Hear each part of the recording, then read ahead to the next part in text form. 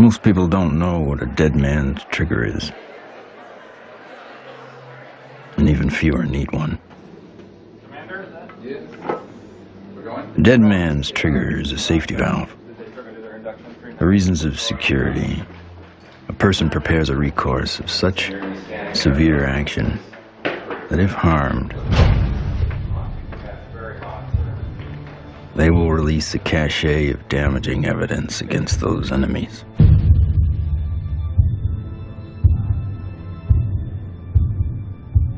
Given his situation, Dr. Stephen Greer is one of those rare men.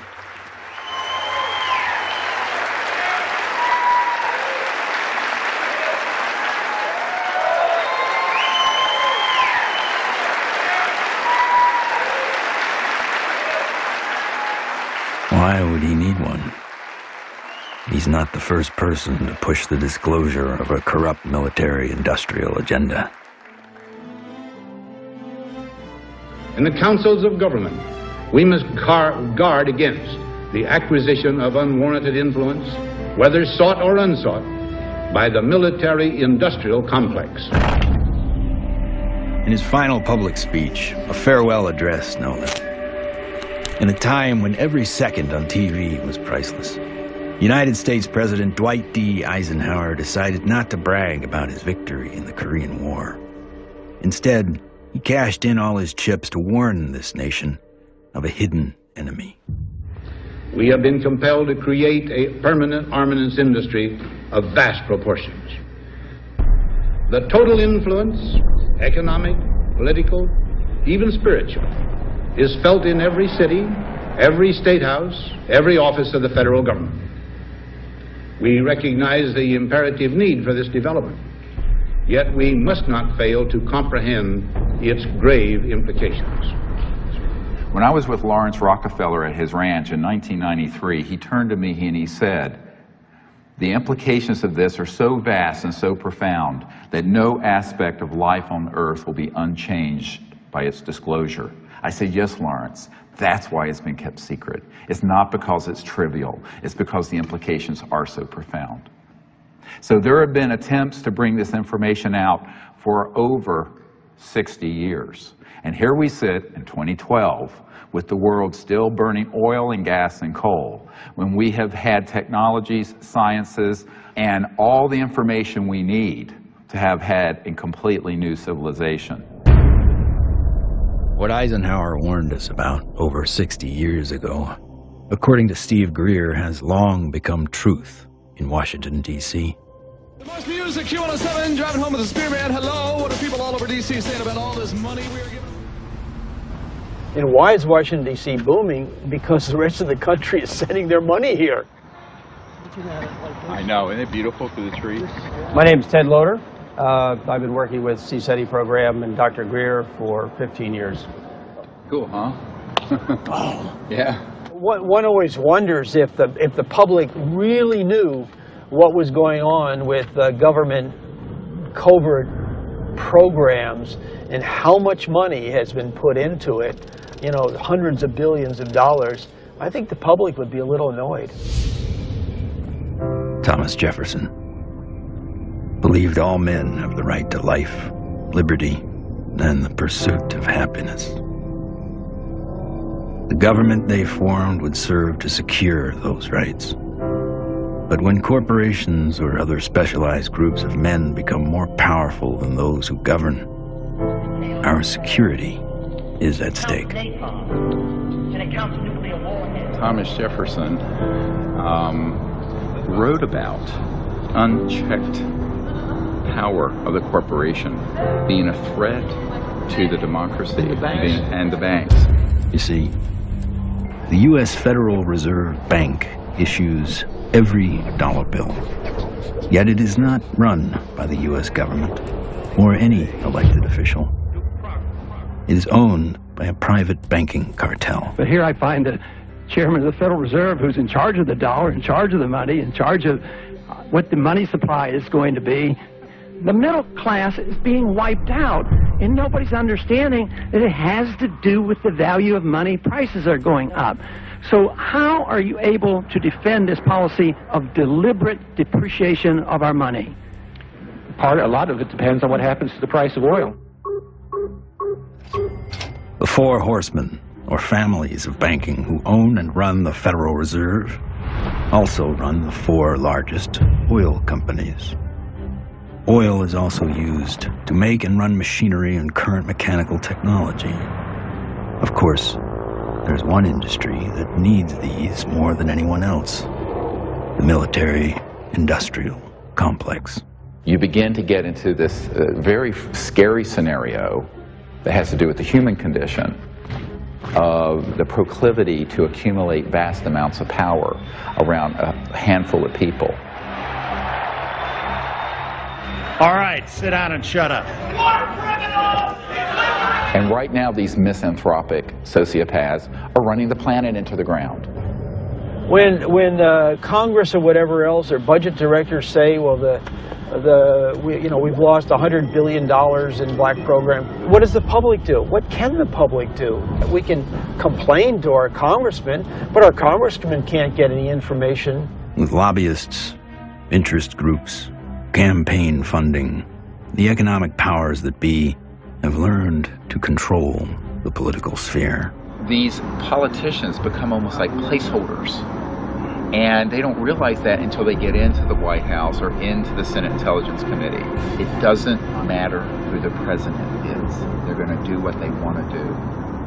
And that which is good for them isn't always good for everybody else.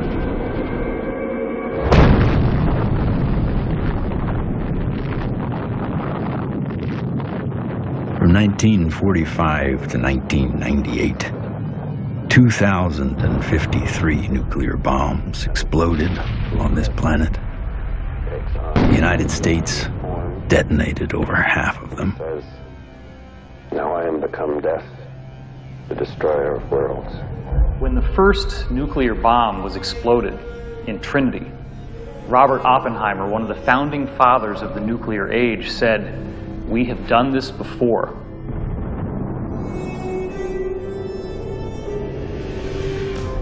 It could have been that Oppenheimer was speaking about weapons described in the ancient Sanskrit texts like the Mahabharata, in which they refer to a bolt of iron charged with the light of 1,000 suns.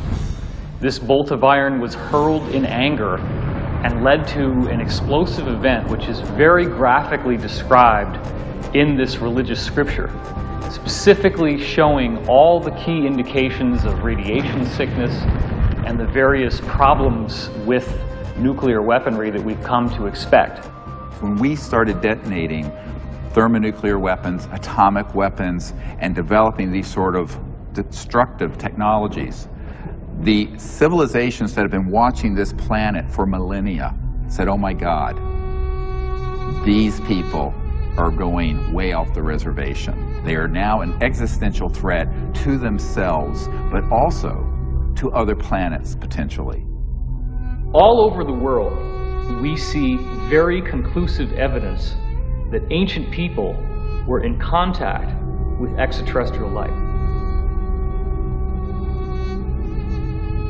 The Japanese said that their civilization was given to them by a people they called the Dogu, who came from what they described as Anemono Torebune, which translates as bird boat universe, meaning flying boats from the universe. The ancient Sanskrit writings of India have elaborate descriptions of vimanas, or flying craft. These texts are thousands of years old. They predate any conception that we have of spacecraft or aircraft. But evidence is not just found in ancient texts. It is also captured in our ancestors' art, as if it was plainly obvious that ET vehicles appeared in ancient skies.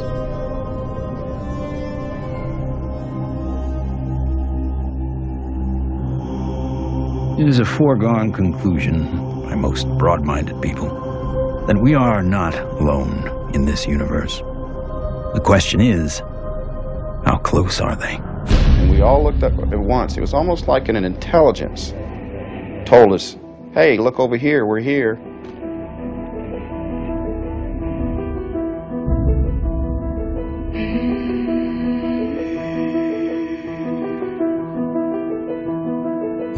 We saw 3 red lights in a triangle almost directly overhead.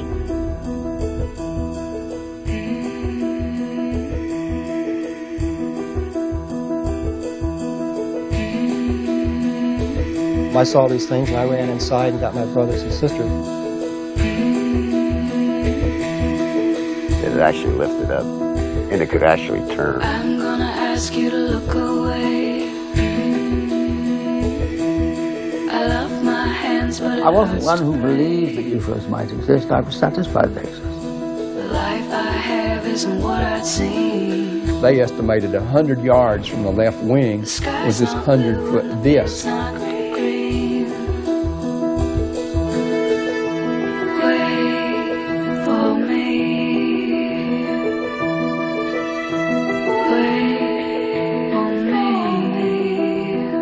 A lot of the astronauts are told to keep it quiet, and they're good Americans too. They develop the film from the moon, everything that's done by NASA.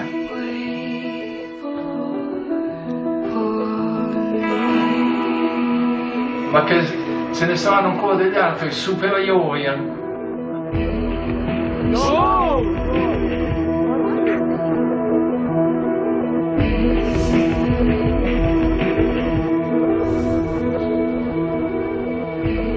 There's so much evidence out there that even if less than 1% is true, that would be enough to collapse the current paradigm and change the whole planet.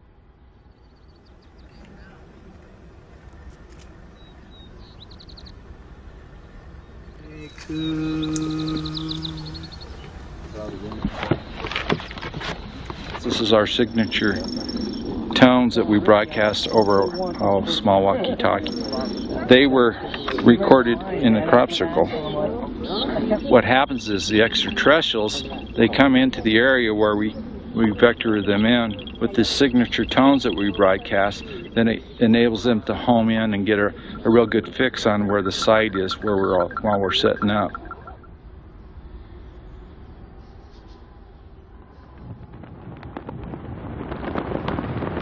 The whole concepts of the crossing point of light, the physics of consciousness and interstellar communication, all were developed on a kind of a vision quest we did here in 95 or 96.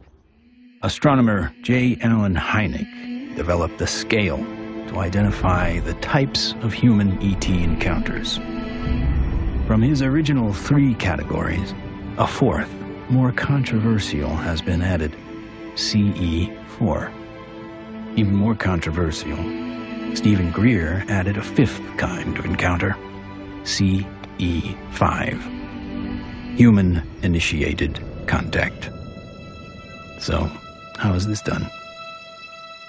Given Schrodinger's idea that the number of all minds in the universe is 1, in order to make this type of contact, a human could potentially access that single inner consciousness through intense meditation and then visualize his location down through the Milky Way to the planet Earth, to wherever he sits under the stars.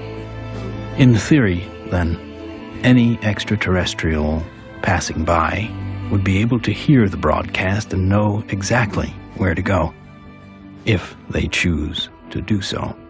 It's interesting how many people have never been out in a place like this where they can see the whole Milky Way galaxy. Most people who come for a week, it alters their life. There's meditation techniques, there's remote viewing techniques, and once you start learning these processes and refining them, then you can make contact more quickly, more easily, and be more of an asset to the group. Checking to be sure that there's no source from anyone else, so that when we do start having electromagnetic signals through this, we know that it's a legitimate source. My name's Emery Smith. I've been with CSETI for approximately 3 years. Getting the baseline reading from us. My duties consist of a couple things. I am Dr. Greer's head security detail. I also am their photographer. I operate anywhere from 2 to 6 cameras at one time. Yeah, that's our craft. It was over the mountains in this direction. Many of the craft that are coming in are transdimensional, and the way I understand it, not visible to the human eye. And that's where this new technology, night vision, that's where that's coming into play. And with the advent of new technology that's out there, it becomes easier and easier for us to capture these beings and these celestial objects on film. After you do the night vision, it has that green hue, of course. And after a while, when you get back to real life, you're thinking, why isn't everything green? This can't be reality. I want to show an early one from Gulf Breeze from 1992. We went down there, and one of the fun things that happened is that I had about 40, 50 people. Let's go out on the beach. And we didn't have good cameras then, but you'll get the feeling of how exciting it was. Have all these people, and 1, and then 2, and then 3, and then 4 ET craft materialize right in the sky. There it goes, 1, 2, 3. And look, there's 4. There's 4. There's 4.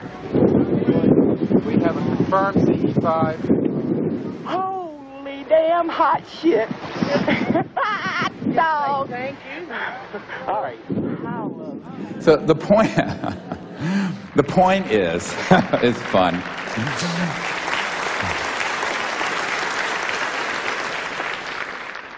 It's your responsibility to go into meditation, find a little bit of time, 10, 15 minutes, and remote view who's up there and how many.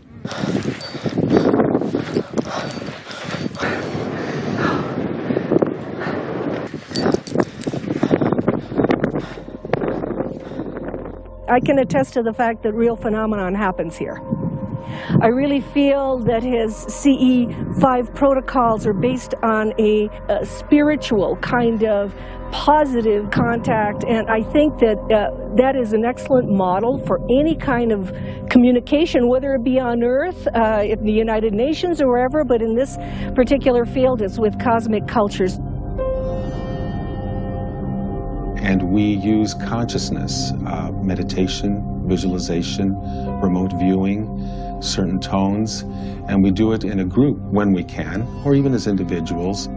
It's just been this series of unbelievable events that are amplified by our meditation. It enforces this communication between us and the ETs, and it's so interactive.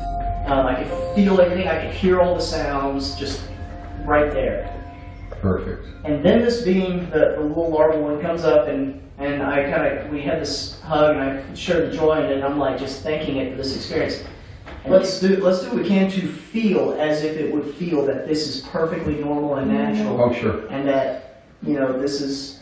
Relax and get in that flow consciousness, exactly. So I was jarred by our group getting like tripped out and in that kind of, like I was startled by some of the ways that our group was being, and I was going, and then there was moments where I was like, wow, I can only imagine how a visitor might feel. The ETs pick up on your intentions, and if you're really out there just to learn and really want to communicate with these extraterrestrials, well, it's going to happen. Avahanam Narayanam Padma Bhavam Vasishtam Shaktim Chatat Putra Parasharam Cha Yasam Shukam Goda Param Mahantam Govinda Yogindra Matashashisham.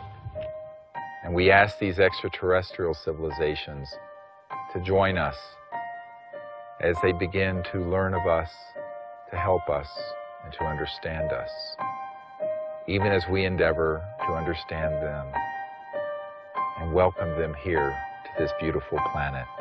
Namaste. Oh my God, another beautiful, stunning, absolutely stunning. Not an airplane.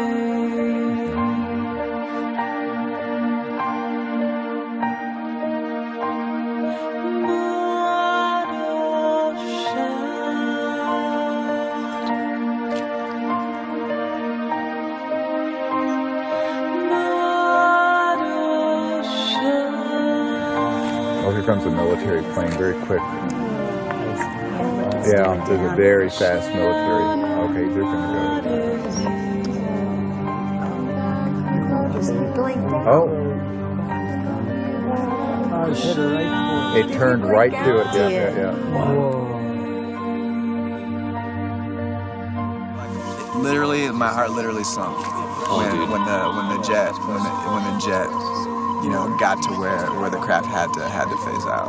Yeah. And like to feel all that love build, and then to feel that jet coming in, and it was like on a heart level, my heart literally sunk when the jet crossed the path where it had to take off.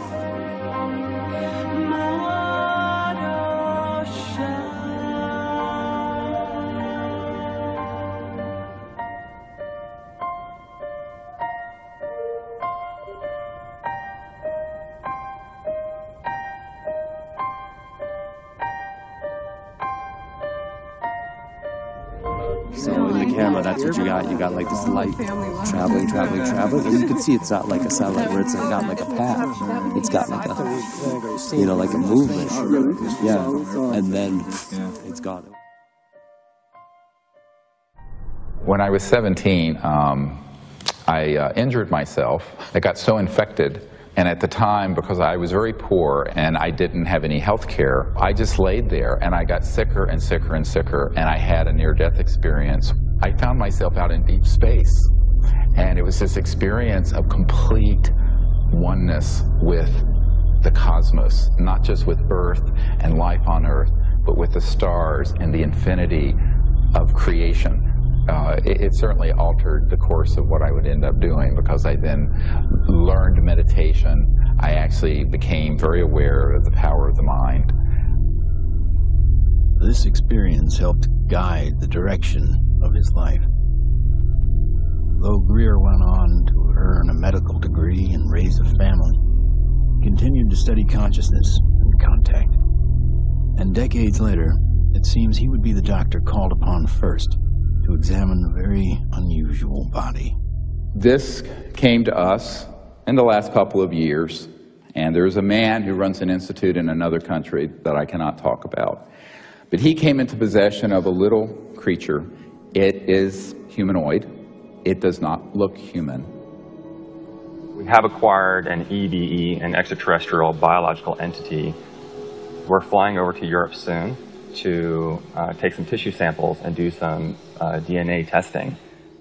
This was found in the Atacama Desert. We don't know how it came about. Here's the great view of the face and cheekbone, very complex. Now there is a fracture here, and behind this right ear is caved in, and that's how this ET being was killed. We have the best scientists in the US from Stanford that are going to be doing the testing itself to see what this really is, and also to rule out what it's not.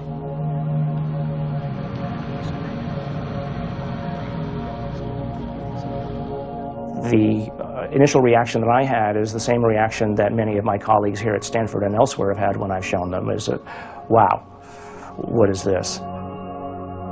The question is important enough in at least two ways. The primary reason is that there's a lot of claims about specimens and claims about aliens. And of course there's a lot of ridicule associated with that. So one of the best things that we should be doing, of course, then is bringing the best scientific techniques to bear. The techniques are available, the techniques are cheap, the answers are nearly absolute, so let's do it. And it's so exciting because it's not just... In setting up for this, I'm going to be giving Steve not only the tubes that this should be going into, but I'm also going to be sending across the microscope that I feel they should be using to do the analysis with.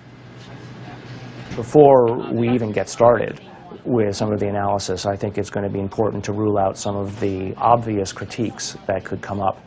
And one of those critiques is that this is a syndrome or a mutation. This is a bone dysplasia. And luckily, here at Stanford, we happen to have literally the world's expert, the man who wrote the book on bone dysplasias and syndromes, a gentleman by the name of Dr. Ralph Lachman, who has kindly agreed to look at the specimen, both the pictures as well as the CT scans and the x-rays, to help determine whether or not it's anything that he's ever seen before. I think that a dozen or even 15 years ago, answering the question of what is this would really not have been possible because the kinds of technologies were not available as are available today. But really the DNA tells the story. And because we have the computational techniques, that allows us to determine in very short order whether in fact this is human. So this will be basically an absolute level of proof as to what this actually is.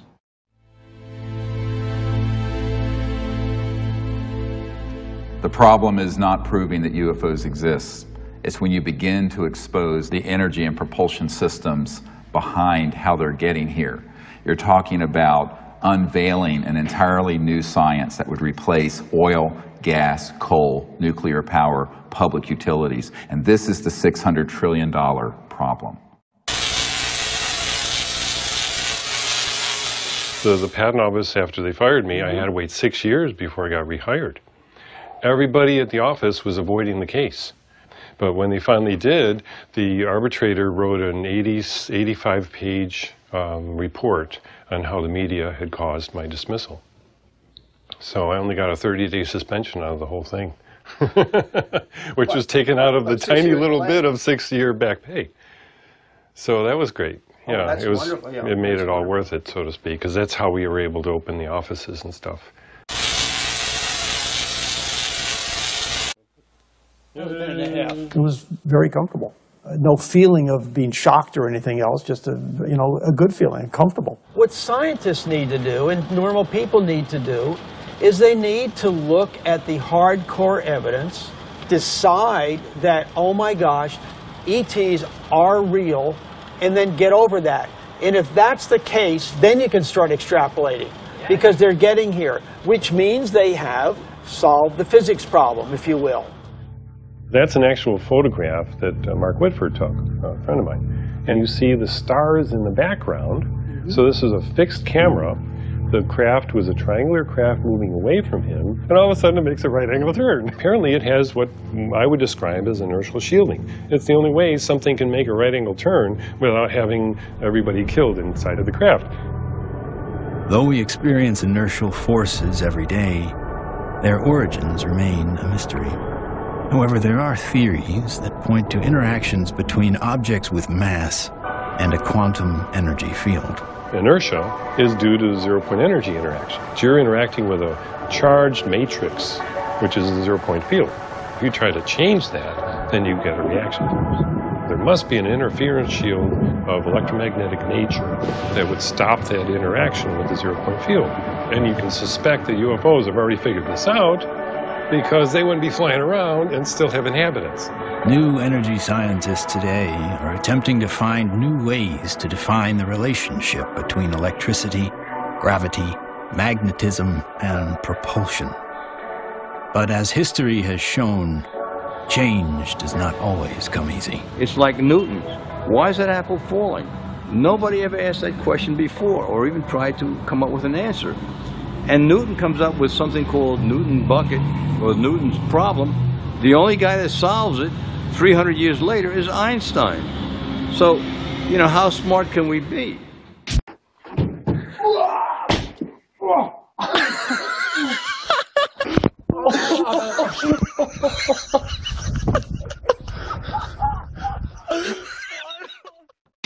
If you look at everything normal within the conventional wisdom, you're not going to learn anything new. My name is Morgan Boardman. I am the Chief Financial Officer of Morningstar Applied Physics. My business partners are Paul Murad and Dr. John Brandenburg. What we're doing, like I said earlier, is we're using a magnetic field that's rotating about the axis with the hope of generating a magnetic vortex. In essence, we are trying to start a civilian advanced research projects agency.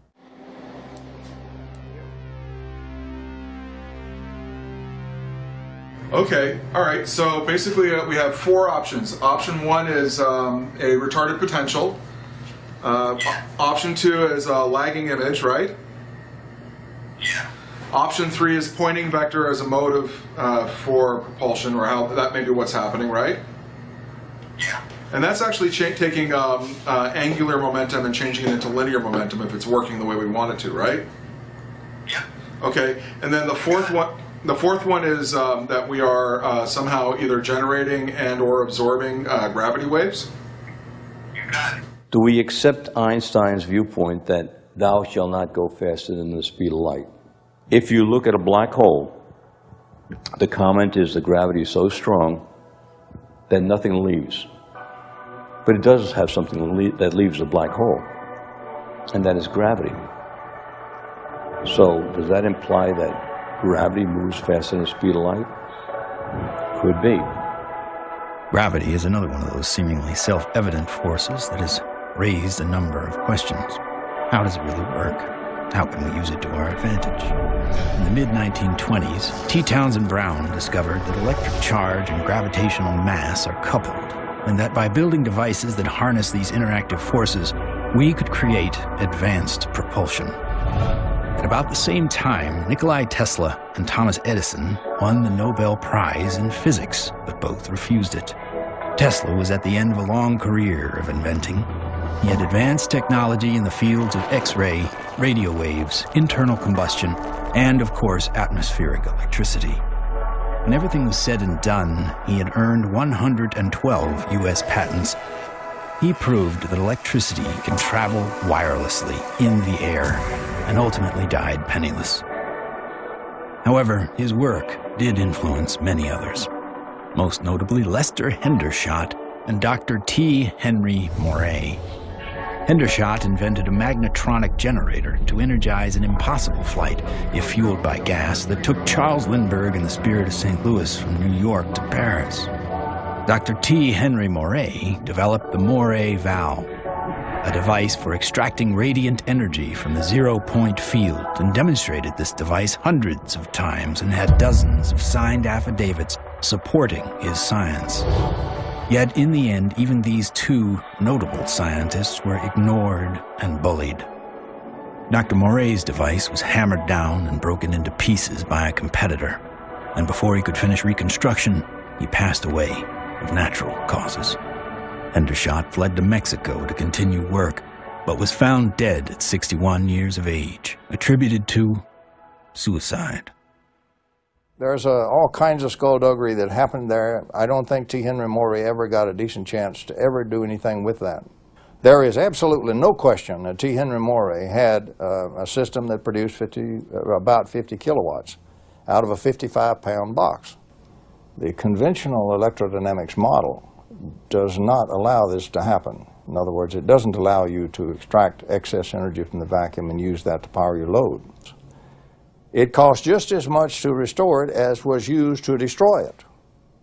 So we got to put in more than we can ever get out in a load with such a squirrely circuit. And that's the only kind of circuit we've used in power systems since day one. We're still building them. We're still making power systems that deliberately kill them. So we pay the power company to have a giant wrestling match inside his generator and lose. In the 1950s, there were some very provocative articles saying that, oh, electrogravitics is the best thing since sliced bread, how all the aviation companies are now backing electrogravitics, they're all doing experiments on it. Well, within a couple of years, there was no news at all. Once they figured out that they could really control gravity, 1954, it all went black. Do you think the boys in the black projects have solved that problem? Because it sure sounds like it from what the witnesses have told me. I wouldn't know. I wouldn't know. Sorry, but I can't even think about it. I see so many things in my life, it's just hard to say. A local inventor has discovered a way, hear this, to use water to run your car. What Stan shared with me was interesting. In order to run this engine off of water, we've also had to learn the ability to adjust the burn rate of hydrogen to co-equal the fossil fuels. So he applies for a patent, and then he gets a call from actually a visitation by two guys from the Pentagon. The Pentagon flew a lieutenant colonel in last week to look at Meyer's invention. There's talk of possibly using it in the Star Wars defense program and to run Army tanks. But he asked that this become a public patent so that the civilians could benefit from it. And he indicated that if we don't do that, overseas people will. In 1996, Meyer was sued by his investors, who claimed the device was not revolutionary, despite verification of the unique voltage intensifier circuit by the U.S. Patent Office. Meyer was brought to trial, but key evidence was not allowed. His oral testimony was not even recorded, due to an audio recorder malfunction, and the judge recessed early for vacation. Later, Meyer made an appeal, but was denied. He was found guilty of fraud and ordered to repay his investors, putting an immediate dent on the idea of funding new technology. On March 20th, 1998, Stanley joined his brother and 2 NATO officials for a dinner meeting. Stan took a sip of cranberry juice, grabbed his neck, ran out of the restaurant, and fell to the ground, saying, "They poisoned me." He fell down after eating at a restaurant nearby where he lived, fell down the parking lot, said, "I've been poisoned," collapsed. And that's on the police report? Yeah. The police report confirms his words. The cause of death was written to be an aneurysm, though he left behind just enough materials for others to piece together his process. The full secrets of his device died with him.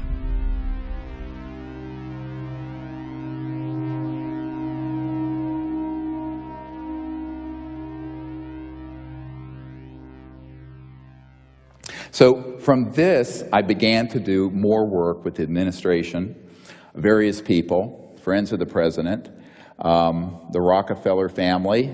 Lawrence was the white hat in that crowd who wanted us to bring this information out, actually hosted us at the Rockefeller Ranch in the Tetons. And one night he pulled me out on the deck and he said, "Well, you know, we really need you to do this." I said, "Lawrence, you're old, you're rich, and you're a Rockefeller. What do you want me to do? I'm just a country doctor banging around in an ER in North Carolina." He says, "No, we want you to do this." I went, "Okay."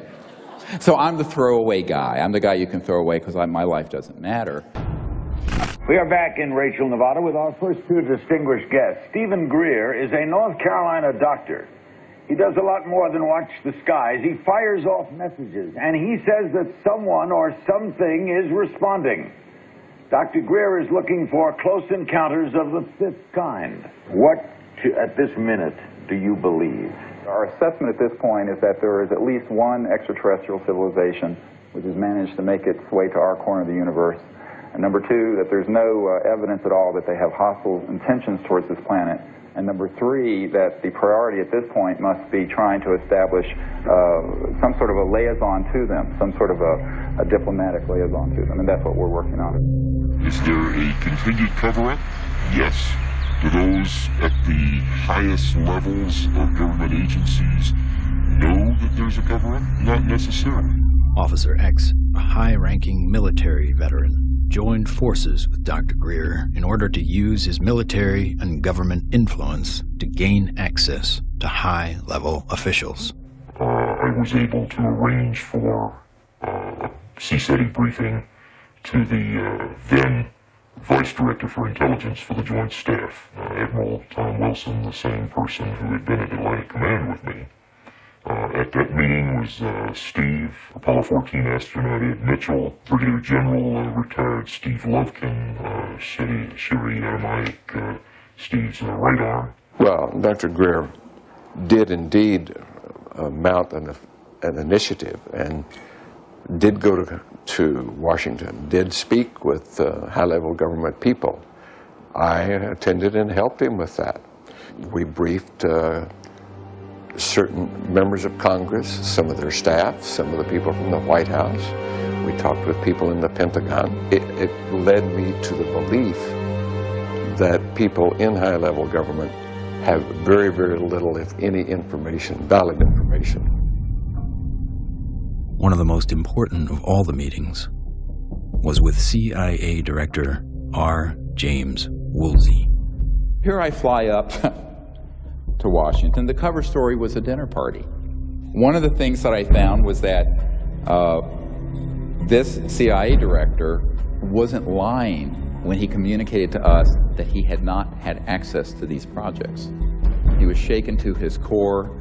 We met for not 20 minutes, almost 3 hours. And by the end of it, I handed him, my hands were shaking, I handed him this document, and it was a position paper recommending executive orders and the things the Clinton administration and he needed to do to get control of this mess. And he looked at it, and he looked at me. He says, yes, he says, but how do we disclose that which we have no access to?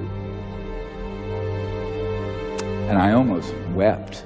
I went, what?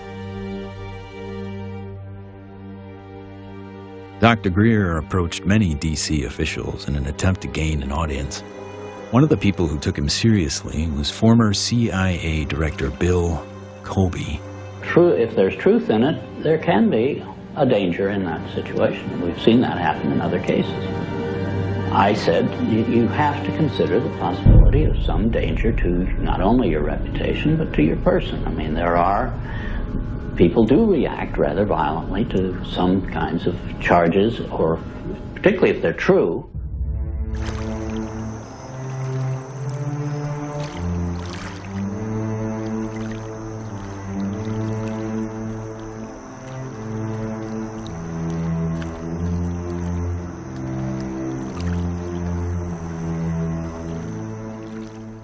Now, you know, I'm a 30-some-year-old doctor with 4 kids, a golden retriever, and a house in North Carolina. So I'm going, this is down the rabbit hole fast. But that is the situation, my friends, when you're dealing with secrecy that is criminal and illegal. In 1997, in an effort to push his message deeper into Congress and the White House, Greer headed to Phoenix to prepare a video with his best evidence to show in Washington, D.C. While he was in the editing room, the biggest UFO witnessed event in history was about to happen.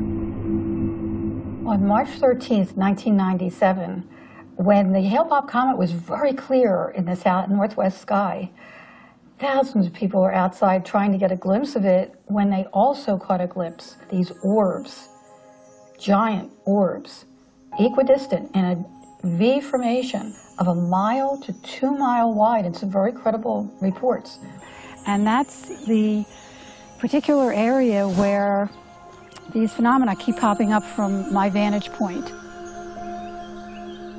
The Native Americans living in the basin between South Mountain and the Estrellas have told me that not only were they looking up at the Phoenix Lights during the mass sighting, but they've been looking up at them for centuries. I live in a community called Loop, northeast of Flagstaff, on the Navajo Indian Reservation. We'll have to go back in time one day before. We saw 6 to 7 lights that were circling along the horizon. The entire street came out. It was almost like a block party. Everybody turned off their lights, everybody sat in their front yards, and everybody watched this unusual light show.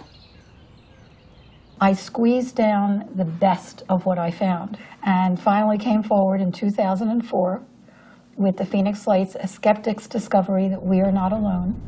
10,000 people approximately witnessed this, one of the largest experiences of this sort ever recorded. The Phoenix Lights phenomenon didn't seem to be falsifiable in any way. It was being validated by most everybody that saw it. The ultimate, shall we say, insult was the governor of the state of Arizona, Fife Symington, finally calling a news conference saying that he has finally got the answer to the Phoenix Lights, and he introduces some staff member dressed up as a space alien. People got very angry because here is the top elected official of the state making fun of what I estimate to be close to probably 10,000 people saw this. Under the watchful eye of the public, Symington retracted his statement. If you had been here 10 years ago and standing out here and looking up there at the lights and the view, you would have been astounded. You would have been amazed. The so-called Phoenix Lights were seen by many people in 1997. Skeptics say they were military aircraft or flares, but not the former governor. It was probably some form of an alien spacecraft.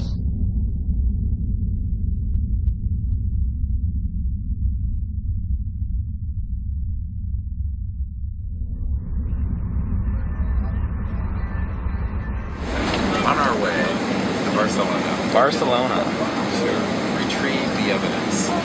Dr. Bravo. Hi, baby. Are you ready for the trip? I'm ready for the trip. I'm so excited. Okay. We're going to do some very wonderful work, and I can't wait to get the results.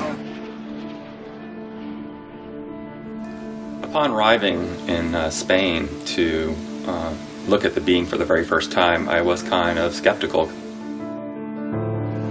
It was definitely a game changer for my thought process to actually see it in person than to see it on film. The first thing we had to do was go to the radiology lab because we needed x-rays and CAT scans before we did anything. Porque esto es, ya se lo comenté que era un poco difícil de hacer. Es, ¿okay? The best we can get. Lo mejor que pueda pasar. Porque evidentemente no se puede manipular para nada. No. The head radiologist at the center saw the beam and was quite impressed. And the first thing she said was, "Wow, that looks like an alien." That's really okay. This is fabulous. Yeah. Okay, that's good.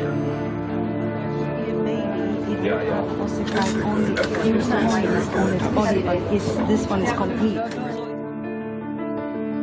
And when the CAT scan images started coming up on the computer, it was just profound. And I saw inside the bone, and I saw, organs and lung material, brain material. I knew that this was not a hoax, it was not fake, that this was actually some sort of living creature.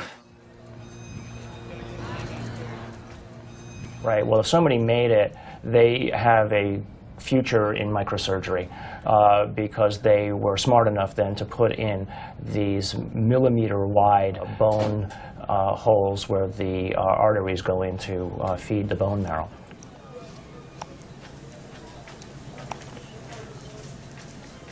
And so now the challenge is to prove what it is, right? My interest, frankly, is to disprove that it's anything unusual or anything paranormal. I would like to prove that this is human. I would like to prove that this is just an interesting mutation, but obviously if you leave your mind open, or I should say if you leave your mind closed to alternatives, you'll never see what those alternatives might actually be. In every situation with scientists, your reputation's at stake. I have every expectation that even doing this is going to lead to some ribbing from some of my colleagues, right? But I think that that's perfectly acceptable because at the end of the day, who's going to validate these things?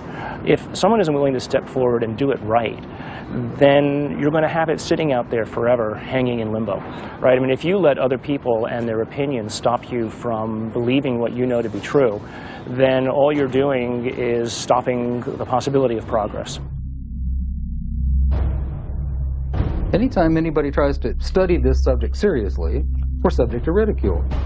I'm a full professor at a relatively major university, and I'm certain that my colleagues at the university laugh at me and hoot and holler behind my back when they hear that I have an interest in studying unidentified flying objects. There's really a subtle kind of suppression at play here. You don't worry about what the CEO of Enron thinks about what you say. You worry about what your friends think. You worry about what your parents would think if you posted whatever you care about on Facebook or something. We take the risk to appear to be a crackpot. There may be people who are going to be threatened by that for any number of reasons. My feeling was that I was involved in a lot of strange activities, so I tried to say to myself, let's not look at this with too much exposure and mention it because there's a question of credibility. This should be the subject of rigorous scientific investigation and not the subject of rubbishing by tabloid newspapers. MUFON is the Mutual UFO Network, and it was founded in 1969 by Walt Andrus. And our mission statement is the scientific study of UFOs for the benefit of humanity. MUFON is the world's largest UFO investigative organization. We have approximately 3,000 members worldwide. Approximately 500 of those have their PhDs.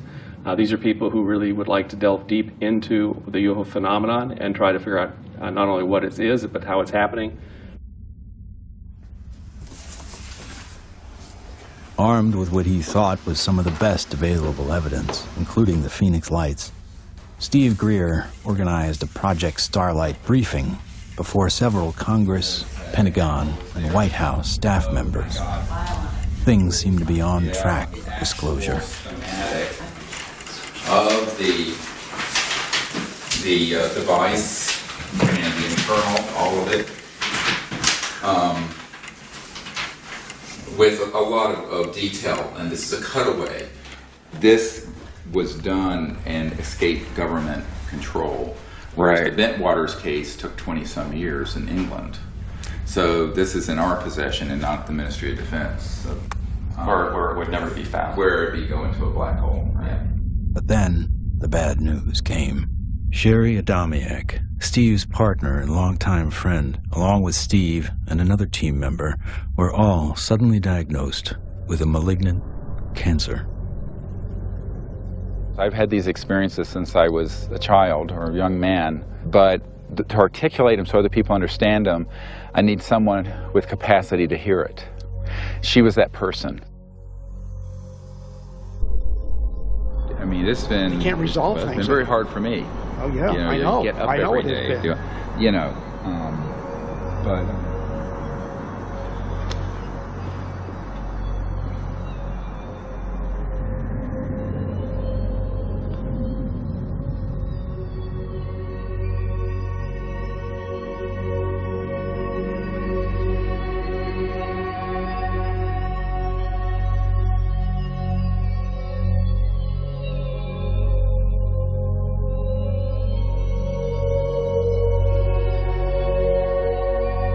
One of the last places she wanted to come was here.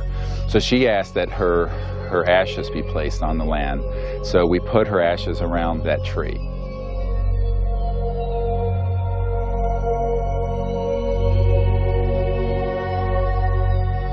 I don't take anything for granted, frankly, and so each time that I do a presentation or lead a group, I think, this may be the last time.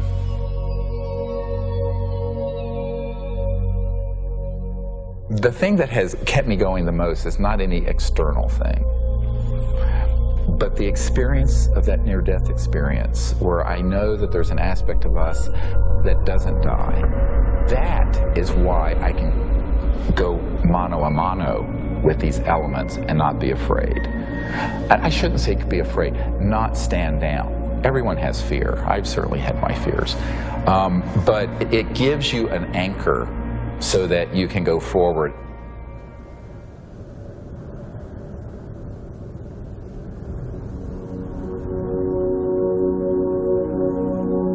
More than ever, Dr. Greer understood what he had always sensed. It was not the power of a cosmic field or quantum vacuum that would propel us into a new world. It was the mind. This really is the opening to an entirely new science of consciousness. You can maybe think of consciousness as a television set.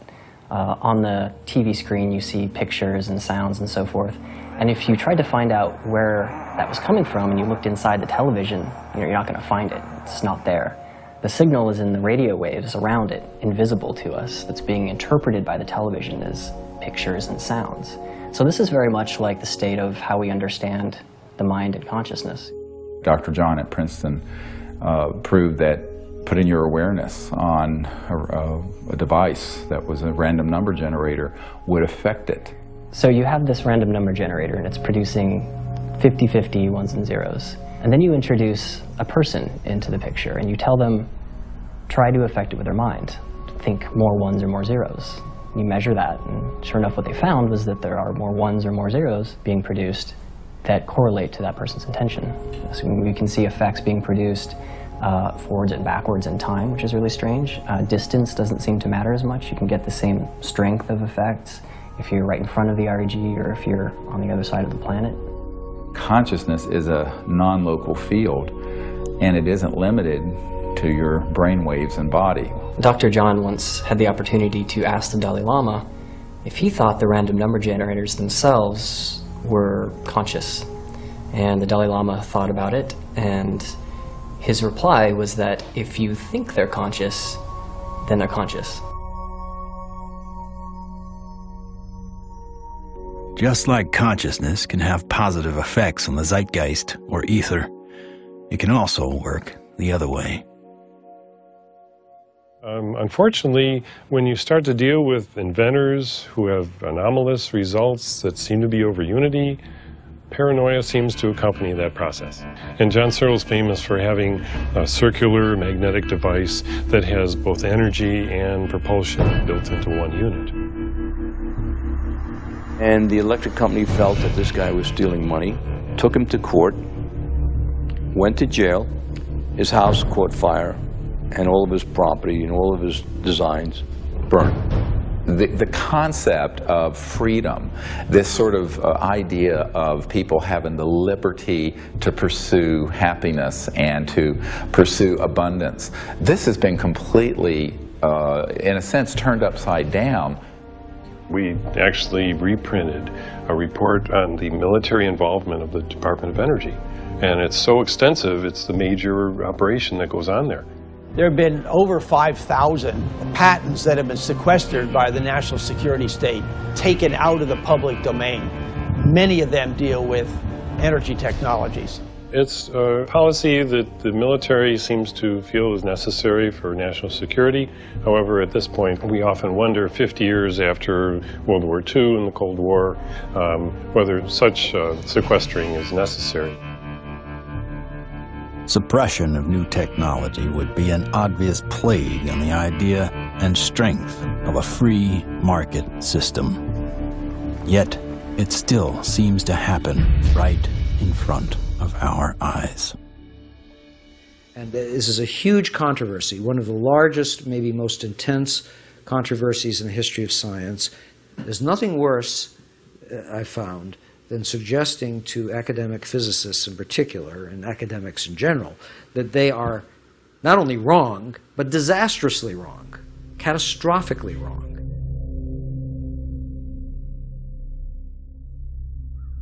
Cold fusion patents have not been approved. They will not get through. American citizens are being denied their constitutional rights. I inadvertently was looking through some piles of paper that had been given to me in a casual manner by all these hot fusion physicists as they were trying to do their calorimetric repeat of the Pons-Fleischmann experiment. And I was stunned. I couldn't believe what I was seeing. It looked like monkey business to me at the time, and it has turned out to be exactly that. It was represented as a negative result when it was positive. And that data is scientific fraud, as far as I'm concerned. It's been referred to legal authorities in the government.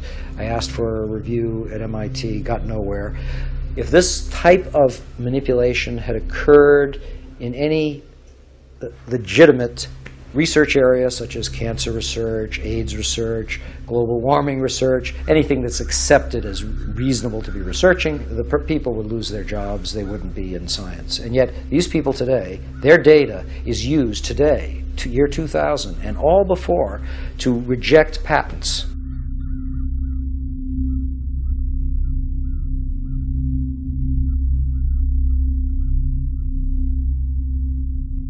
Yes, there is serious criminal activity going on that ultimately must be rooted out.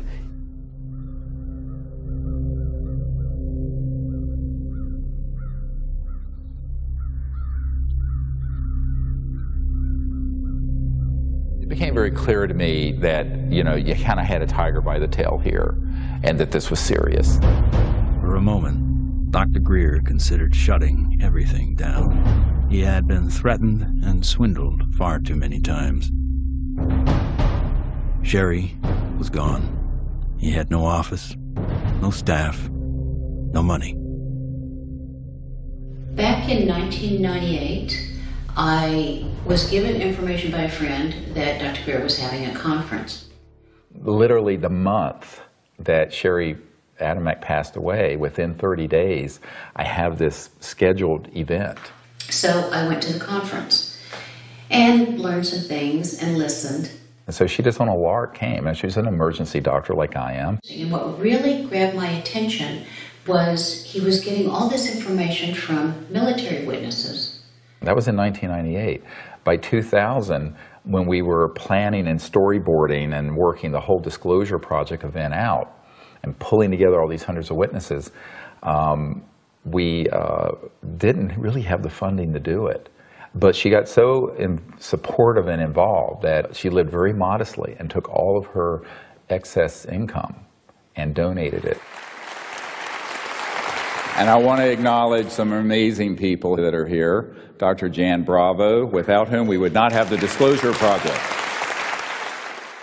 But it's not just the funding she's provided, it's the moral support and the encouragement and the friendship. And so she's just become a very key person. And, you know, it's sort of metaphysical and odd that literally the month that Sherry Adamek passed away, within 30 days, I have this scheduled event. Not alone anymore. With the support of a loyal team, Dr. Greer grew his witness list from a couple dozen to over 200. And see that little... Yep. The little dot right there, that dot don't belong there.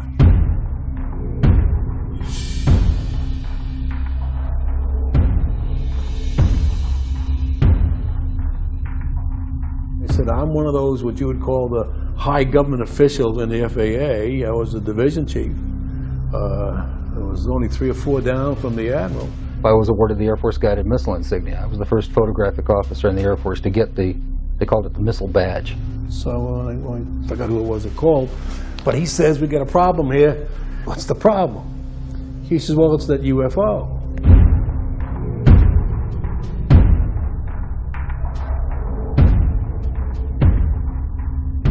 We weren't launching real nuclear weapons, we were launching dummy warheads. They were the exact size, shape, and dimension and weight, and we were looking down southwest, and the missile popped up through the fog. It was just beautiful. And I hollered, there it is. And our guys on our M45 tracking mount with 180-inch lenses on it got it. We sent the film back down to Vandenberg. The Japanese airline, 747, was coming from the northwest, going across the Alaskan territory. He called and asked the controller if the controller had any traffic at his altitude.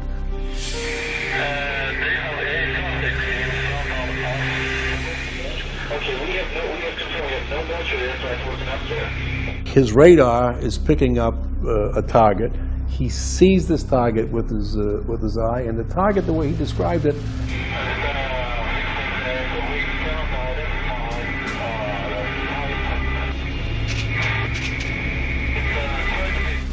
a huge ball with lights running around it, and I think he said it was like 4 times as big as a 747. I was called into Major Mansman's office at the 1st Strategic Aerospace Division headquarters. And Major Mansman said, watch this. There was the launch from a day or 2 before it at Big Sur. We watched that stage burn out, we watched the 2nd stage burn out, we watched the 3rd stage burn out, and it's going like this. And into the frame came something else. It flew into the frame like this, and it shot a beam of light at the warhead, fires another beam of light, goes around like this, we're going like this, fires another beam of light, goes down like this, fires another beam of light, and then flies out the way it came in. And the warhead tumbles out of space. They brought in 3 people from the FBI, 3 people from the CIA, and 3 people from Reagan's scientific study team, and I don't know who the rest of the people were. When they got done, they actually swore all these other guys into that this never took place. Who said that? Who was saying? This was one of the guys from the CIA.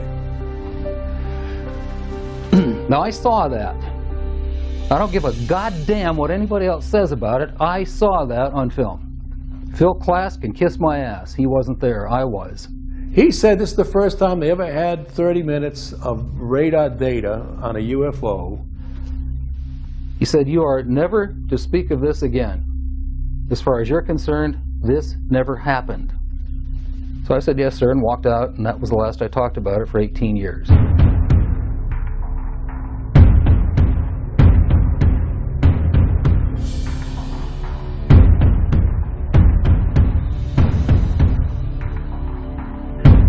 The original video that I took, and I had the pilot's report, and I had the FAA's first report that was all downstairs on my table.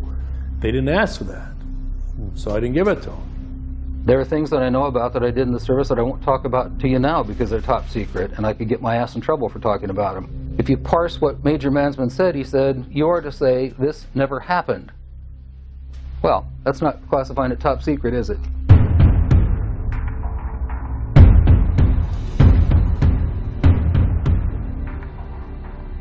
And I was a part of a United States Air Force cover-up for 18 years. But who do you tell that you were involved in a UFO incident without them looking at you like you ain't wrapped too tight? What we photographed up there affected me for the rest of my life and made a huge impact on my understanding of the universe and of governmental manipulation of our minds.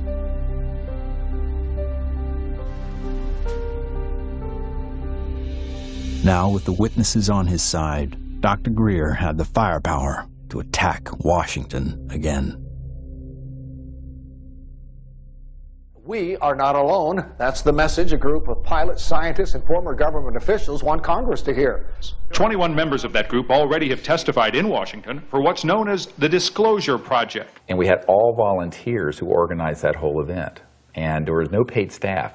So when people look at that whole period, we didn't have an office, a secretary, and one paid staff person. But we did it. Dr. Stephen Greer heads up the Disclosure Project, a group that compiles information from people who say they've encountered extraterrestrial forms of life. 20 years ago, in 1980, I was a security specialist assigned to RAF Bentwaters. Objects made incursions over our WSA, fired pencil-thin beams of light into them, and adversely affected the ordnance, possibly. There were bodies that were involved with some of these crashes, also some were alive. What do members plan to do with their information? They hope Congress and President Bush take notice. We are asking for the U.S. Congress and for President Bush to move towards an official inquiry and disclosure on this subject. Those that don't want to believe you will never believe you anyway, so it doesn't matter. It doesn't change the truth. A spokesperson for the Senate Science, Technology, and Space Committee says no congressional hearings are planned right now. Elaine Quijano, CNN Headline News. I stand before you today in my almighty God, and I tell you this. If Congress calls me in and says, will you testify in detail what you know, I stand here today prepared and ready to do just that. Governments must never lie to the people. Thank you.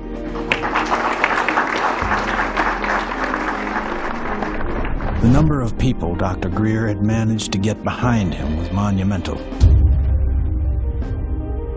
In a perfect world, an event of this proportion, with that amount of coverage, would have been enough to start a legitimate movement. But of course, we hardly live in a perfect world.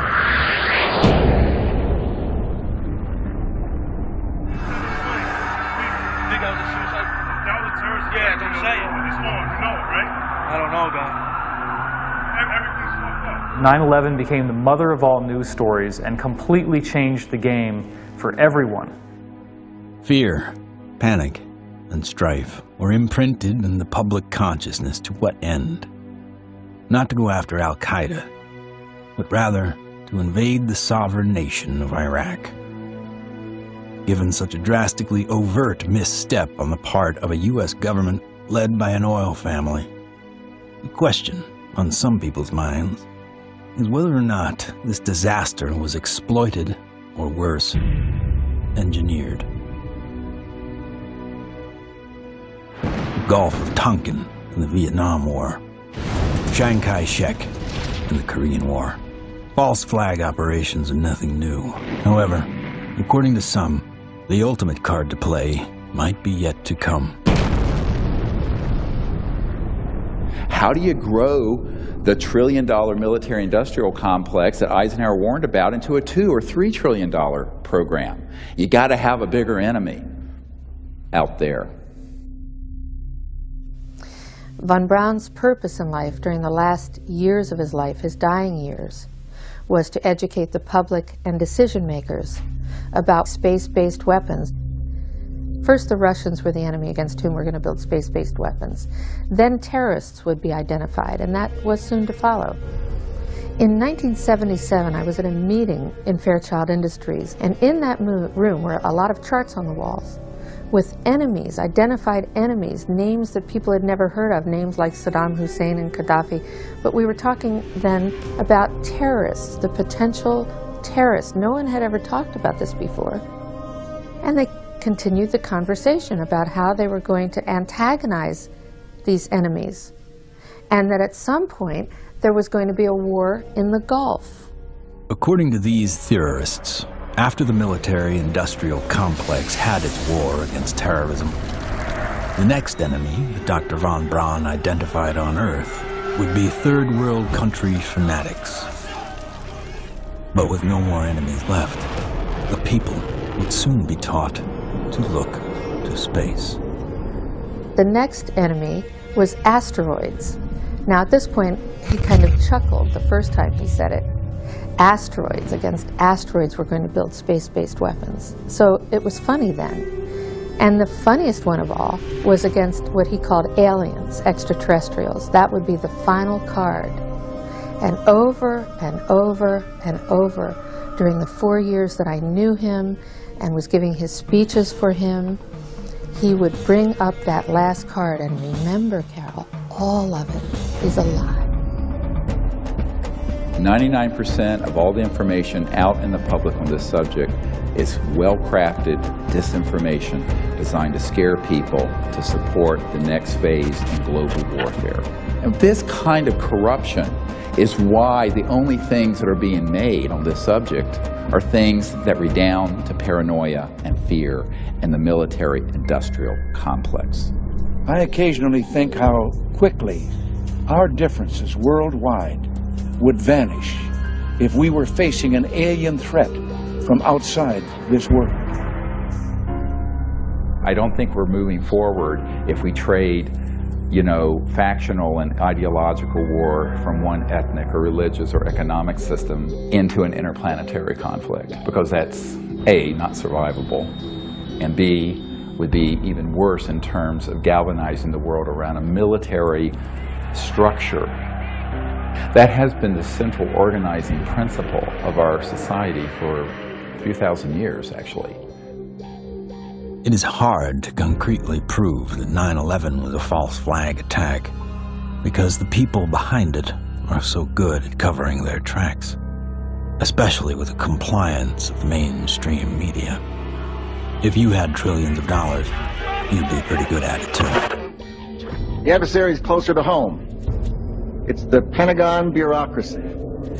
According to some estimates, we cannot track $2.3 trillion in transactions. $2.3 trillion in transactions. According to the Comptroller General of the United States, there are serious financial management problems at the Pentagon. Fiscal year 1999, 2.3 trillion missing. Fiscal year 2000, 1.1 trillion missing. And DOD is the #1 reason why the government can't balance its checkbook. I would like for you to respond to the questions that I've put to you today. I've forgotten what the second question was. How does one carve out a billion unacknowledged or 10 billion unacknowledged taxpayer dollars?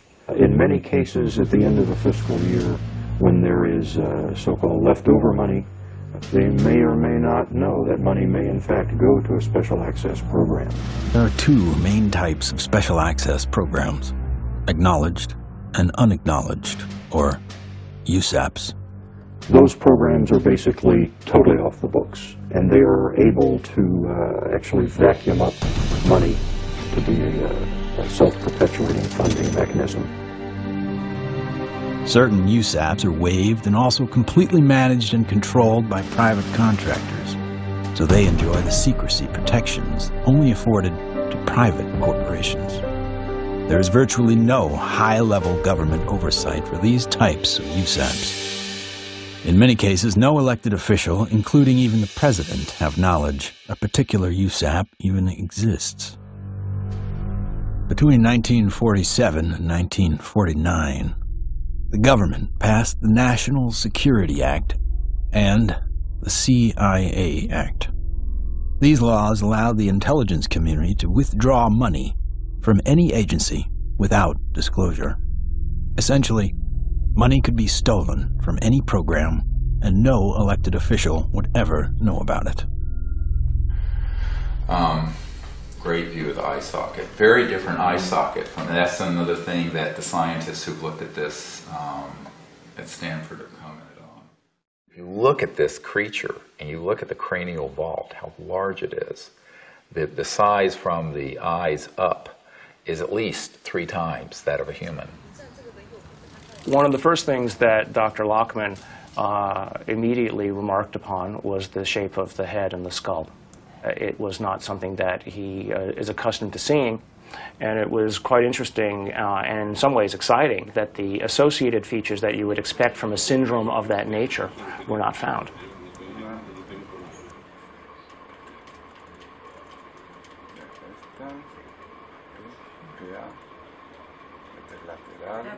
This specimen does not fall under any known, to me, class of disorders or syndromes. In many respects, the proportions of the spine and extremities are normal. The major abnormalities appear to be 1, the size of the specimen, mid-face hypoplasia and underdevelopment of the jaw, and that the specimen has only 10 ribs. Humans normally have 12, rarely 11. One of the most remarkable aspects of this is when we came down to study the actual bone density. One of the features of fetuses that specialists looks at is the so-called growth plates of the epiphyseal joint, say, of the knees. The shock, I think, and the surprise was, and the absolute certainty that Dr. Lockman had was that this specimen is between the age of 6 to 8 years old. The shock was that this specimen was clearly not fetal. How do you explain how something 6 inches tall survived to any length of time that would allow for it to survive 100 or 1,000 years ago?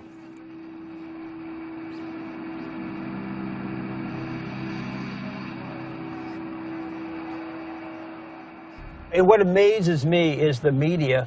Well, they're so compromised with this, they don't dare do anything but follow the company line on it. The company line being a series of lies. This is a document talking about the current program at the CIA. And it says that the PAO, Public Affairs Office, has relationships with reporters from every underlying major wire service, newspaper, news weekly, and television network in the nation.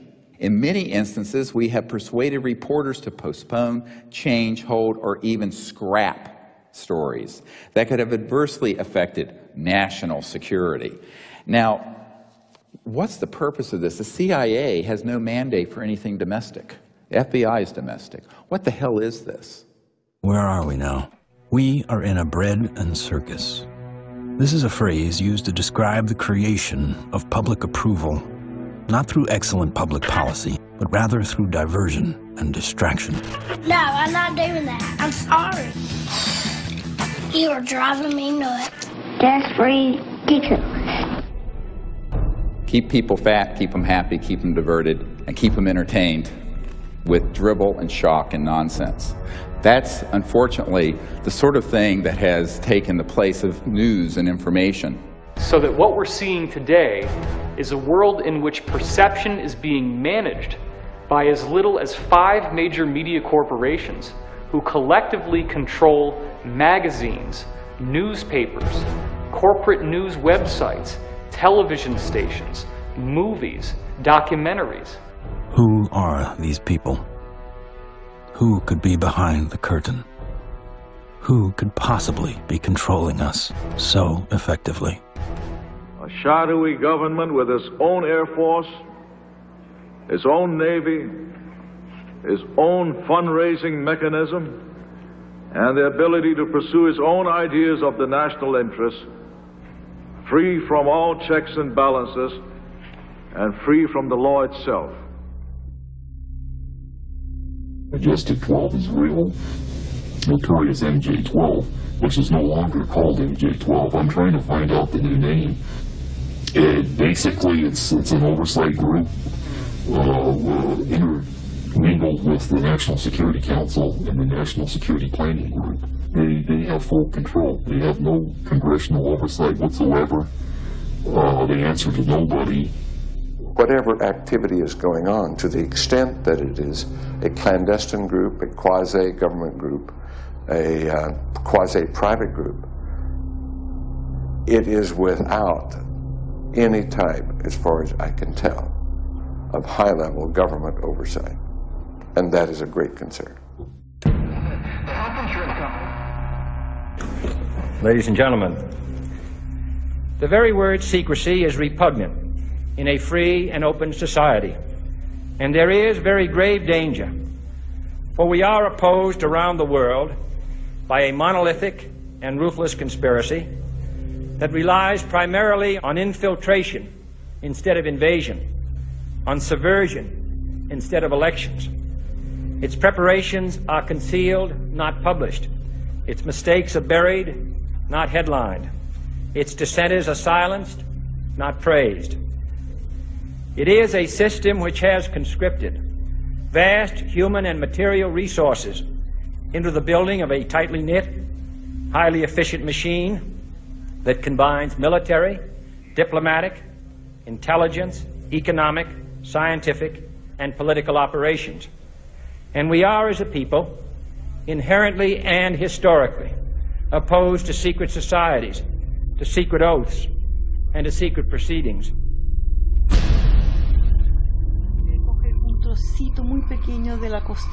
It's got too much tissue on it. They actually want a piece of the bone from at least like a 0.5 of a millimeter in. Como medio milímetro de... We took material from inside the cranium, also 2 clippings of the anterior front ribs of this being. And we were able to see under the dissecting microscope that in fact it did have bone marrow in them, so that meant there should be some good genetic material in there. It was really nerve-wracking. Imagine, 2 big guys here trying to operate on this 13-centimeter long beam. But we did it.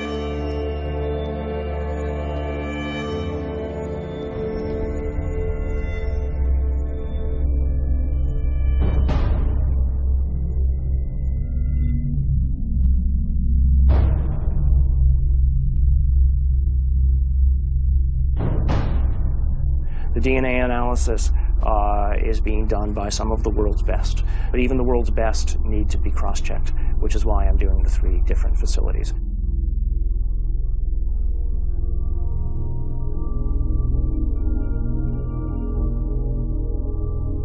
So I actually ran 4 samples. I ran a sample of my own blood, a very small amount, just 100 microliters. I ran 2 blanks, things that just had water in them, because that would be essentially a contamination control. And then, of course, the sample itself. And really, the all-important first result was whether or not there was, in fact, any DNA which was isolated. And the actual shock for me was when I got the amount of DNA out of this sample. It was way above what I had originally expected. What you have on the left here is a so-called DNA ladder. This is a size standard. This one on the end is, in fact, my DNA, and it has an expected size distribution as well as some banding. And validating the original measurement is this analysis that basically shows that we have a nice distribution for the sample's DNA. When we physicists look for alien civilizations, we don't look for little green men. We look for energy consumption. We look for type 1, type 2, and type 3 civilizations. What are we? We are type 0. We get our energy from dead plants, oil and coal. Around the year 2100, we will become a type 1 civilization. And we see the beginnings of that now. What is the Internet? The Internet is a type 1 telephone system. Imagine, if you will, sitting down to your morning coffee, turning on your home computer to read the day's newspaper. Well, it's not as far-fetched as it may seem. Information has largely been controlled in a top-down way. What we're seeing now is the dissemination of discoveries coming up from the grassroots and not from a top-down centralized authority which has the ability to say, this isn't making it because we don't believe it's true, this is making it because it fits the mainstream. When we want to form a new team in a new country, then all we have to do is contact someone there using the internet, and suddenly they're a member of the node. From this online collective seems to come a real communion. People from all over gather in groups to investigate UFOs, with safety in numbers against ridicule and disinformation.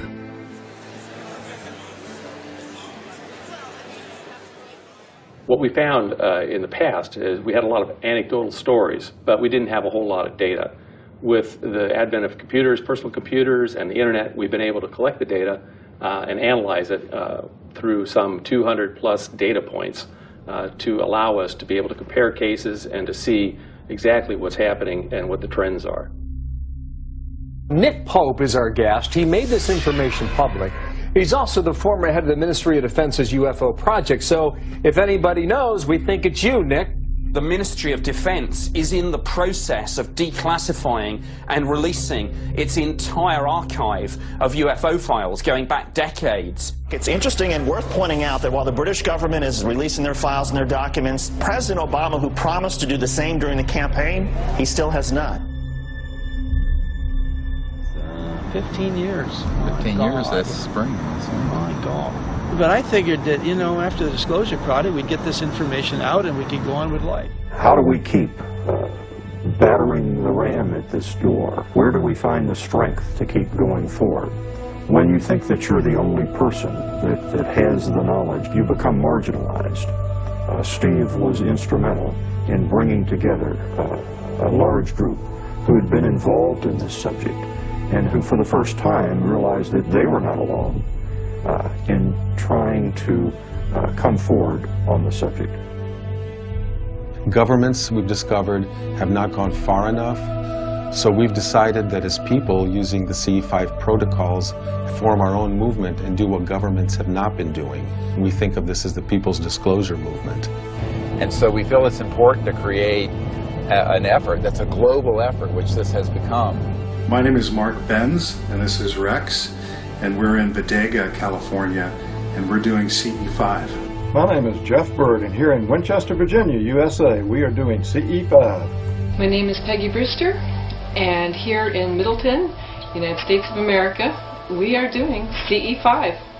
We have 1,150 teams of CE5 ambassadors, which are spread over 52 countries. My name is Andre, and here in Sweden we are doing CE5. Und wir machen zusammen CE5 in Deutschland. Here in Burlington, Ontario. Brisbane, Australia. From Chester, Virginia. In Hamilton, Ohio. We are doing the CE5. Konnichiwa. Moje ime Daniel. Daniel tu na Slovensku. Es Leo Ortiz. And here in Vancouver, British Columbia. Present to CE5. In CE5. The CE5 context más. CE5. CE5. CE5. We're doing CE5.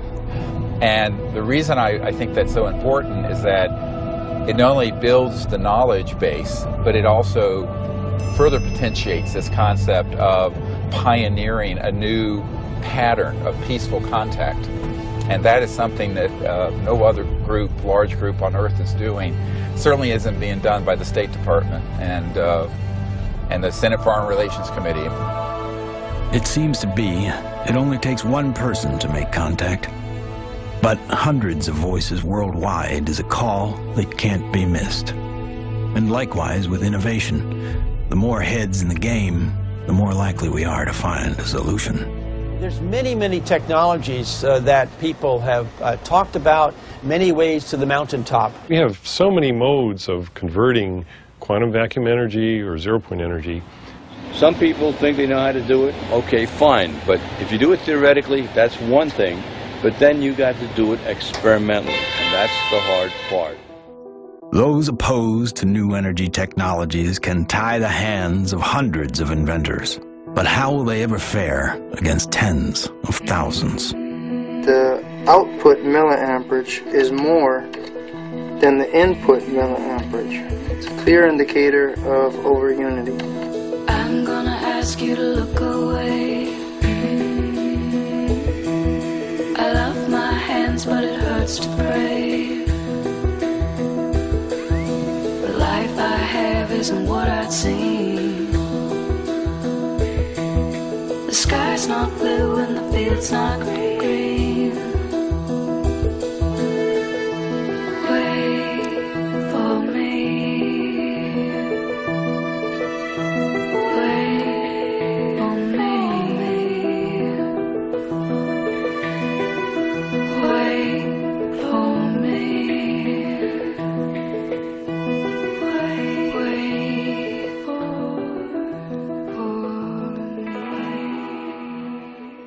When you oscillate or vibrate magnetic fields, there's an effect in the gravity field.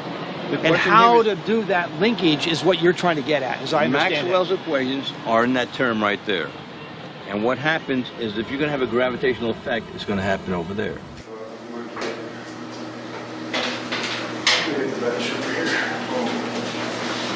Josh, I think I can help too. This channel here represents revolutions per minute. These are representing weight that we're measuring on the load cells.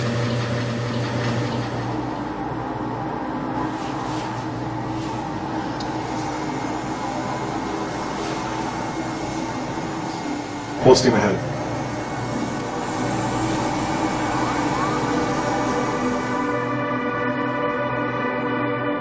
Look at our data, we lost 7% of weight. If we move this thing and it loses weight, I must be generating gravity waves. Though the device maintains its shape and size in terms of dimension, it is losing mass. That's a possibility. If it is losing mass, then certainly it would also be affecting time in a very localized manner. By looking at new technology, you could break through new commercial aspects to improve our society. We should be looking for a disruptive breakthrough in this technology within the next 10 years. We're on the brink of developing any number of potential propulsion systems which would take us out of the solar system. I think we're going to beat NASA to the mark. So I graduated from the UCLA School of Engineering in 1976. Got a flyer from the School of Engineering inviting me to a lecture by Ben Rich. Ben Rich was the director of Lockheed's Skunk Works for 16 years.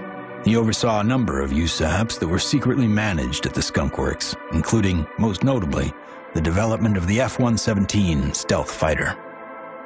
Ben shared a slide set of about 40 slides of different things, starting with the U-2 spy plane, going all the way up to the stealth fighter at that time, mentioning that he couldn't talk about the other secret stuff. But when he ended his talk, he had a slide of a black disc zipping off into outer space. And he ended this talk with these words: "We now have the technology to take ET home." So you have to have vision, and you have to have the guts and the courage to go out past the steps and do something of any value, and we have to go past our grasp. And we asked him questions about it. What did you mean when you said we have the technology to take ET home? Ben shared three major things that I think are worthy of research by researchers worldwide at this point in time. The first was we've somehow figured out how to do interstellar travel already. It's known. The second point he made was that there was an error in the equations. My suspicion is it's probably Maxwell's equations for electromagnetic theory. The third thing he said was, how does ESP work? And I was really kind of startled because I didn't know what to say.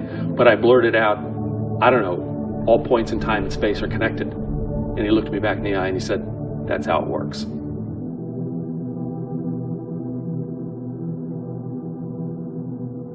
History has taught us that to simply innovate new technology may not be enough.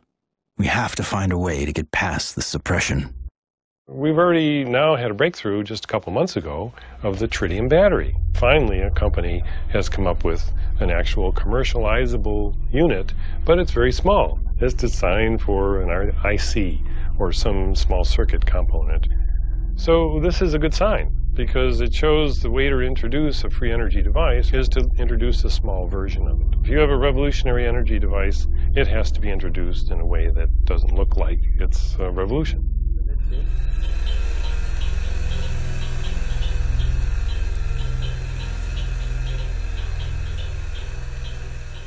Science is always changing. I mean, even back in the 1960s, they thought that biofeedback, for example, was impossible. But now, of course, we know that that itself is an absurd statement. We have even toys on the market that allow people to, play with biofeedback.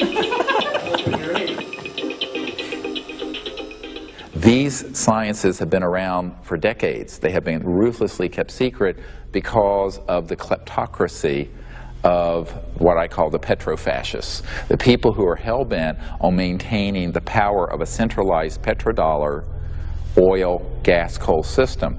So that does create scarcity because that is a zero-sum game. But when you take us off that system onto this new system, it's an entirely new macroeconomic order, and scarcity becomes non-existent. After years of disappointments, Dr. Greer and his team are now attempting to build an energy research lab in Virginia, where scientists and inventors with working prototypes will have a safe haven to build. So this is an example of how the analysis is done using what's called a genome browser. And it's more or less a schematic representation of the chromosomes and at a very high level of resolution. So the sequence that we got from the mitochondria tells us with extremely high confidence that the mother was an indigenous Indian from the Chilean area, and the haplotype is called B2A. Now, the other thing that immediately fell out of the analysis is that it's male. It has so-called Y chromosome material. In fact, it's got a full Y chromosome. It probably died in the last century, if I were to make a guess. I can say with absolute certainty that it is not a monkey, right? It is human, or as close to human, closer to human than chimpanzees would be. But when you count up the number of mutations that we're observing, what we're seeing is more than what we would expect to be caused by simple cell division. When the sequencer is creating or making these reads, it's doing it more or less at random. So what does the computer program do that people have written and designed? It takes every one of the little sequences and tries to match it against the known. And then anything that doesn't match, it puts in a little side file and says this is unknown. At a certain point, when enough knowns are matched, I can feel comfortable saying, this is human, right? But if I'm not careful, and I don't pay attention to what's in the garbage can, right, what the computer program is throwing away, I could literally be throwing the baby out with the bathwater. What we've done is we've scaled back, and we're seeing several chromosomes and pieces of chromosomes across the top, which basically leaves us with a very strange conundrum. Right, here you've got this 6-inch tall, let's call it human, right, because the DNA says that so far it's human, at least the way that we're looking at it. This gene, PCNT, which is known to be associated with primordial dwarfism, we don't have any mutations here. It lived to the age of 6 to 8. Obviously, it was breathing, it was eating, it was metabolizing, and it wasn't living in an environment where there was a lot of advanced medical attention that was given to it to allow it to live to that age. It calls into question how big the thing might have been when it was born. So genetically, you might explain that by saying that there's some advanced aging mutation, something that caused the bone to age anomalously quickly. A gene that's known to be associated with progeria, that also no changes there. So the next problem, of course, is the ribs and the number of ribs in the specimen. Only 10, whereas there are supposed to be 12. So there are no mutations which are specifically associated with that kind of phenomenon because it's rarely, if ever, seen. The digits are all correct. The hands are all correct. There are problems with the face. So there's a mid-face hypoplasia, and then there's the larger skull. So again, I think in summary, there are genes associated with any one or two of the anomalies that we see in the specimen. But there is no mutation which is known to accommodate or call for all of the mutations. Even with the things that we know could be assigned to one or more of the anomalies, we don't find them in the genetics of this specimen. That leaves open the question, what genetics is causing the anomalies that we are observing? So, although I entered this thinking DNA was the answer, it made me realize that in the context of the bigger biology questions, there are other levels of control that need to be understood and answered. The non-coding RNA, epigenetics, etc. And things that we probably haven't even thought of yet. So if I just look at, this is base pair 19,800,000 or so at this edge of the open region. I can go all the way over here, and now I'm at 21,000 or 22,000. So the answer's not finished, and it's not as easy as actually, frankly, I thought it was going to be at the beginning. So that's basically 2 million base pairs of DNA where nothing seems to sit. It's just like the way societies do things. They try to fit things in boxes. We have literally written a computer program that does exactly that, tries to fit it in the box. Doesn't seem very efficient, so on that basis, people would call it junk. But I think we now know that there's any of a number of other features of what DNA is doing in there. It is expressed. And so we need to be careful, obviously, that we don't let our instincts or the programs that we write to match our instincts make the decisions for us. No matter what, for me, this has been a fascinating, more than an exercise. As soon as I've collated this information into a form that other people can take advantage of, and it's accepted for publication, I'm just going to put it out on the web. You know, I don't have the resources to study and follow down every single angle that this opens up. But you know, maybe there is a listener out there who will be sufficiently intrigued by this to do the analyses themselves, and maybe they'll find something that I missed. Great.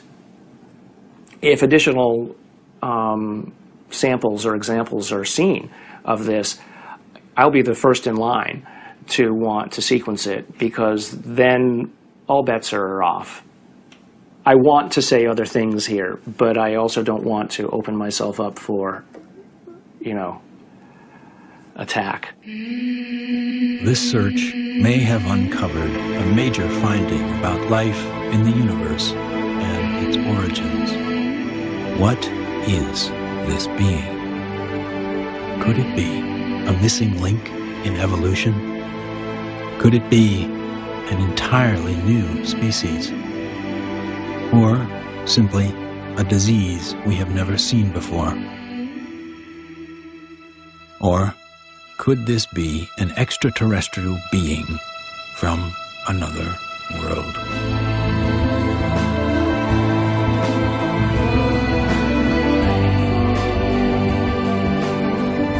Whatever the case may be, this challenges the boundaries of human scientific knowledge. Dr. Gary Nolan has set a new precedent for scientific investigation and rigor in the realm of the seemingly impossible.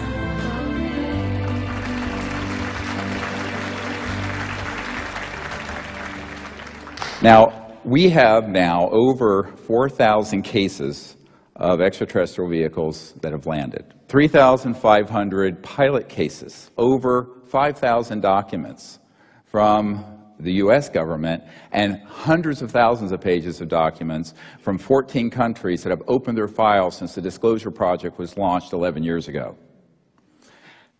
And yet, this isn't on CNN every night. And this is probably the most important thing going on this planet today, and yet nobody talks about it. If we don't explore what to do, we're going to miss the boat. And that could be why Eisenhower's final message wasn't just doom and gloom. It was a charge to the people to spit out the bread, look away from the circus, and take some responsibility. Only an alert and knowledgeable citizenry can compel the proper meshing of the huge industrial and military machinery of defense with our peaceful methods and goals. The dam is in fact working, and you're beginning to see countries all over the world begin to come forward with what they know to be absolute fact. Since 2001, 24 countries have opened their UFO files to the public, including Australia, the UK, Vatican City, Germany, Russia, and Canada. The United States is not yet among them. What we have to do is pave the way for these leaders. Because if the people will lead, the leaders will follow. They'll have to. And it isn't about overthrowing the Pentagon, it's about leaving it behind.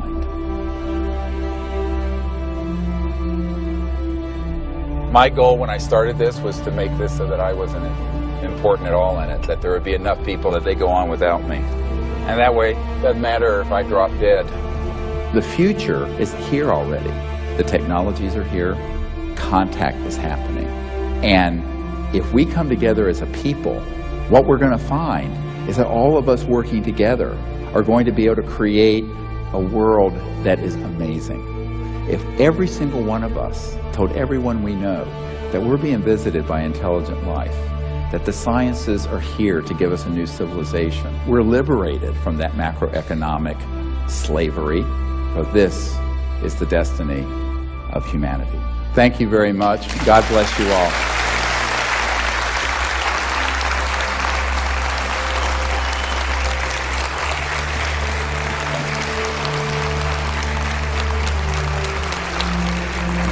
Thank you.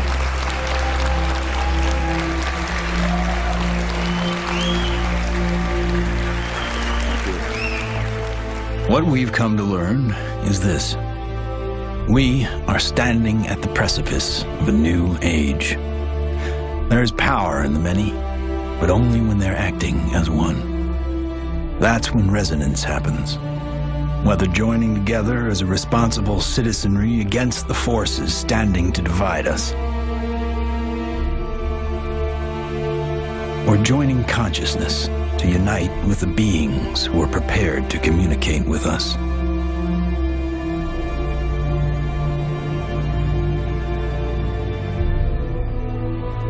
In order to succeed in this endeavor called life, we must come together as one.